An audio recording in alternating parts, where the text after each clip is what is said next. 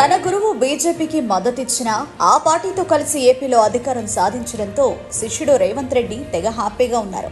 అందుకే చంద్రబాబుతో పోటీ పడాలంటే కష్టమని తెల్లవారంగా లేస్తాను అంటూ చిలక పలుకులు పలుకుతున్నాడు.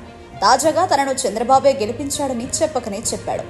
గురువు బాబుపై తన స్వామి భక్తిని కాంగ్రెస్ లో సీఎంగా ఉన్న రేవంత్ రెడ్డి వదలకపోవడం విశేషం. తన పాత పార్టీ తెలుగుదేశంపై ఆసక్తికర వ్యాఖ్యలు చేశారు సీఎం రేవంత్ రెడ్డి. తెలంగాణ అసెంబ్లీ ఎన్నికల్లో టీడీపీ పోటీ చేసి ఉంటే కాంగ్రెస్ పరిస్థితి ఎలా ఉండేదోనని ఆయన అనుమానం వ్యక్తం చేశారు.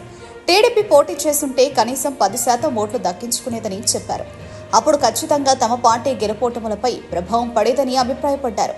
రేవంత్ చేసిన వ్యాఖ్యలపై సోషల్ మీడియాలో జోరుగా చర్చ జరుగుతోంది.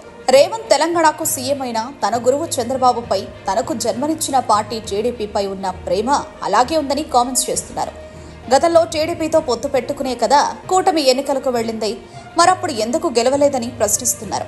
తన గురువుకు క్రెడిట్ ఇవ్వకుండా రేవంత్ ఉండలేకపోతున్నారంటూ నెటిజన్లు కామెంట్లు పెడుతున్నారు. ఢిల్లీలో మీడియాతో చిట్చాట్ చేసిన సీఎం ఈ కామెంట్లు చేశారు. ఏపీ సీఎం చంద్రబాబు నాయుడు పైన పొగడ్తల వర్షం కురిపించారు రేవంత్.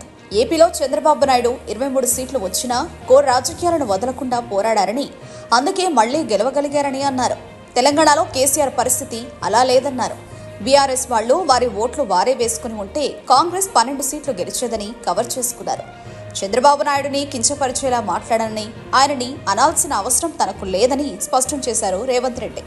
ఇలా బాబుపై ఢిల్లీలోనూ బోలెడంత ప్రేమను ప్రదర్శించేశారు రేవంత్ రెడ్డి.